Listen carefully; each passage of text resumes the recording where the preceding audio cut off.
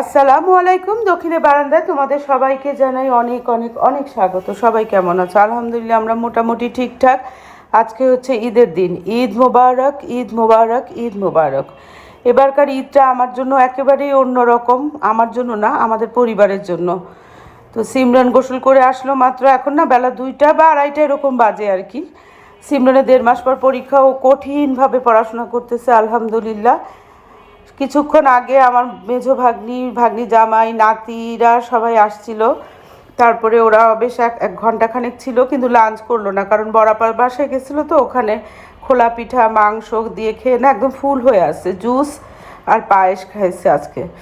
তো যাই হোক, ওরা চলে যাওয়ার পরে তারও কিছুক্ষণ পরে আমরা এখন এই যে একটু পোলাও রান্না করলাম। রাতে একটু মাটন কোরমা আর একটু বিফ রেজালা করে রাখছিলাম, তো সেটা দিয়ে এখন আমরা খাওয়া দাওয়া করব। ঈদটা একেবারেই এবার অন্য রকম। বড় আপা মেঝো আপা ছাড়া প্রথম ঈদ। বাকি যতদিন বেঁচে থাকবো এরকম আপাদেরকে ছাড়াই আমার একাকী ঈদ হবে আর কি। তো যাই হোক, বাবার বাড়ির দিকের কেউ আর রইল না। এটা একটা অন্য রকম ঈদ। কিছুই করার নাই, পৃথিবীতে আসলে যেতে হয়। যার যখন যতটুকু জার্নি থাকে ততটুকুই, তারপর তাকে বিদায় দিতে হয় বা তারও বিদায় নিতে হয়।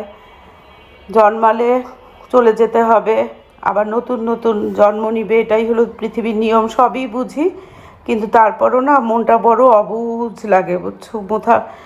কোথায় যেন কি যে একটা হাহাকার লাগে, সেটা আমি নিজেও বুঝতে পারি না। এত চেষ্টা করতেছি, এত মনের সাথে যুদ্ধ করতেছি যে জীবনটাকে আবার স্বাভাবিকভাবে স্বাভাবিক ছন্দে নিয়ে আসি। কতক্ষণ মনে হয় যে সবই ঠিক আছে, তারপরে আবার মনে হয় কোথাও কিছু ঠিক নাই।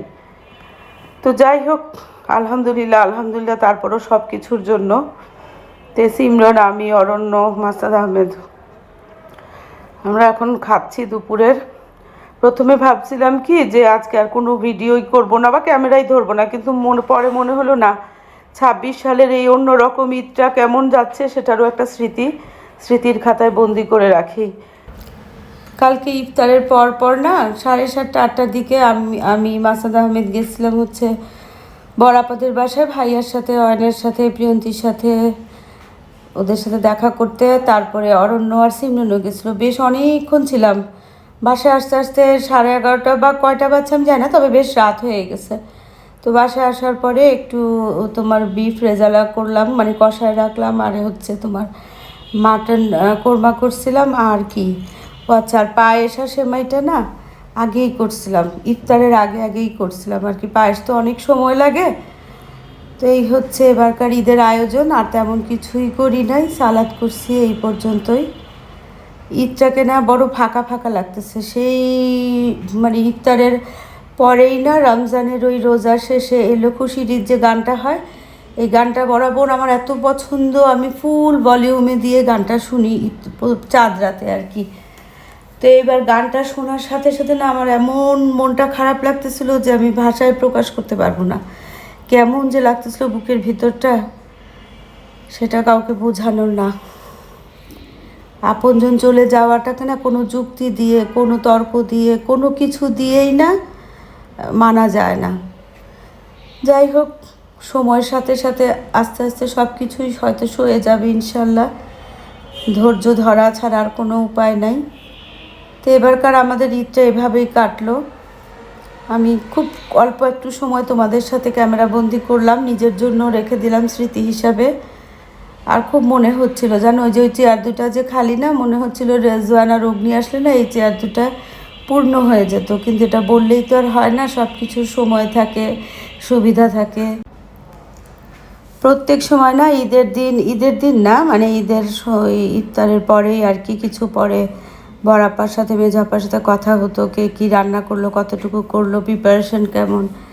আর এইবার দুই আপা একসাথেই একেবারে নাই। তো আমার কাছে মনে হলো কি চারপাশটা এত ফাঁকা ফাঁকা লাগে, এত না মানে পুরাই ফাঁকা ফাঁকা লাগে জানো, এত ফাঁকা ফাঁকা লাগে। এত সুন্দর করে মনটাকে স্থির করে নেই না, কিছুক্ষণ মনে হয় কিছুই হয় না, তারপর আবার হঠাৎ করে নিজের অজান্তেই দেখি কি মনটা এত বেশি ভারাক্রান্ত হয়ে গেছে। তো যাই হোক, আশা করি সময়ের সাথে সাথে সব কিছুই সয়ে যাবে ইনশাল্লাহ ইনশাল্লাহ। তো আজকে তোমাদের সাথে এই সময়টুকু শেয়ার করে নিলাম, দুপুরের সময়টুকু খাওয়া দাওয়া করে এখন একটু রেস্ট নিব। তারপর বিকালবেলা হয়তো বা ভাবি, রানী ভাবি, নাহার সবার সাথে বসে একটু একসাথে চা টা খাবো। তারপর তো আজকের দিনটা শেষ হয়ে যাবে। ও না, সন্ধ্যার পরে হয়তো বা অয়ন, প্রিয়ন্তী ওরা আবার আসবে। তো চলো যে আজকে ভিডিওটা এখানেই শেষ করি। দেখা হবে তোমাদের সাথে একটা নতুন ভিডিওর সাথে। তোমাদের সবার সুস্বাস্থ্য কামনা করে আজকের মতো আল্লাহ হাফেজ।